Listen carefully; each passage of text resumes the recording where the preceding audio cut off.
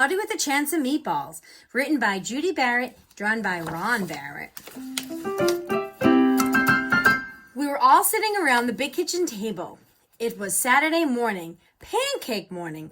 Mom was squeezing oranges for juice, and Henry and I were betting on how many pancakes we each could eat, and Grandpa was doing the flipping. Seconds later, something flew through the air and headed toward the kitchen ceiling, and it landed right on Henry. After we realized that the flying object was only a pancake, we all laughed, even Grandpa. Breakfast continued quite uneventful. All the other pancakes landed in the pan, and all of them were eaten, even the one that landed on Henry.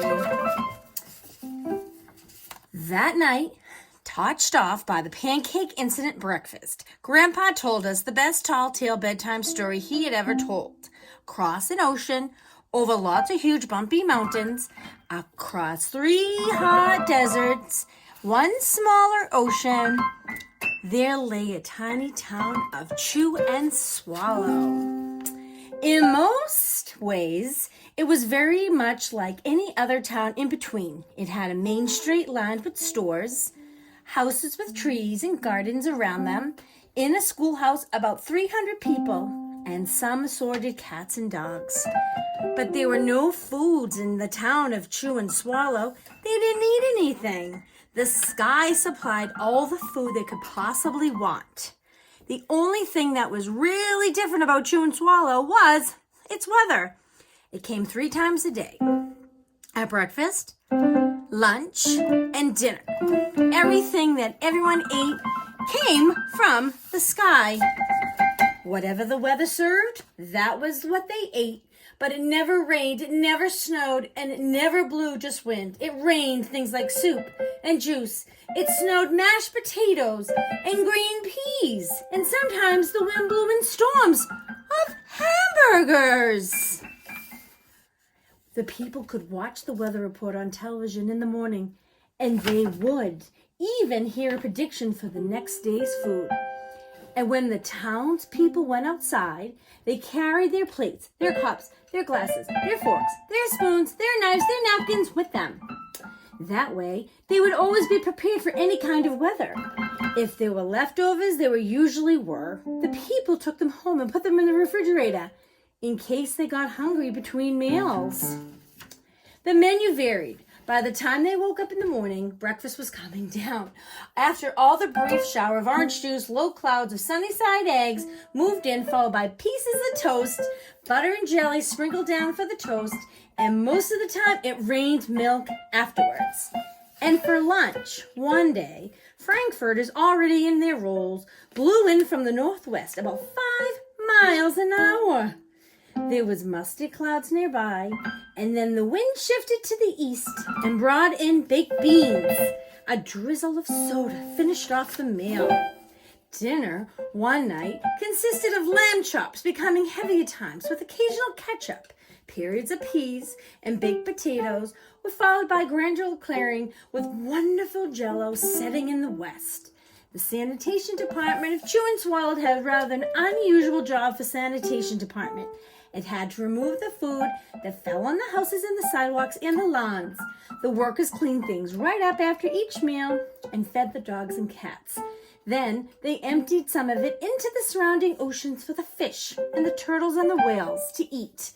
The rest of the food was put back in the earth so that the soil would be richer for the people's flower gardens.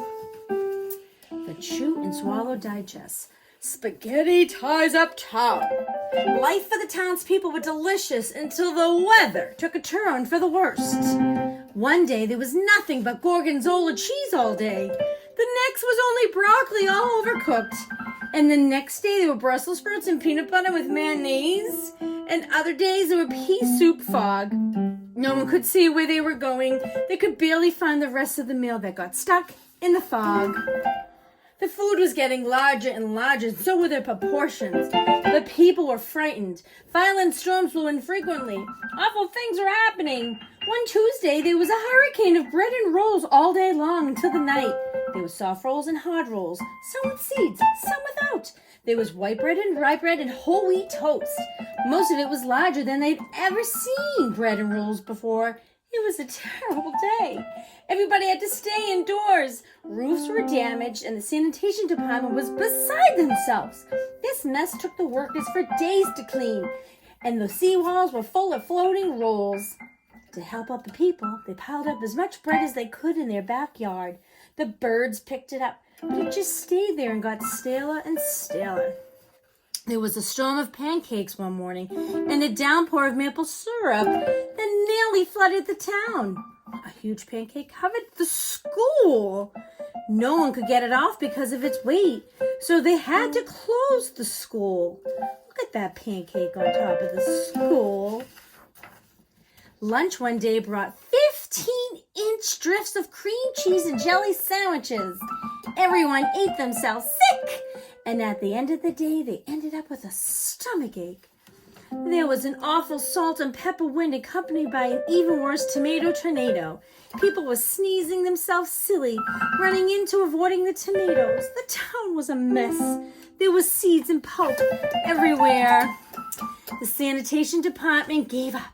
The job was too big. Everyone feared for their lives. They couldn't go outside most of the time. Many houses had been badly damaged by giant meatball stores, were boarded up, and there was no school for the children. So a decision was made to abandon the town of Chew and Swallow. It was a matter of survival. The people glued together the giant pieces of stale bread, sandwich style with peanut butter, took all the absolute necessities with them, and they set sail on their rafts for a new land. After being afloat for a week, they finally reached a small coastal town, which welcomed them. The bread had held up surprisingly well enough for them to build a temporary house for themselves out of it. The children began school again, and the adults all tried to find places for them in the new land. The biggest change was that was getting used to buying food at the supermarket. They find it odd that the food kept on shelves packaged in boxes and cans and bottles. Meat that had to be cooked was kept in a large refrigerator. Nothing came down from the sky except rain and snow.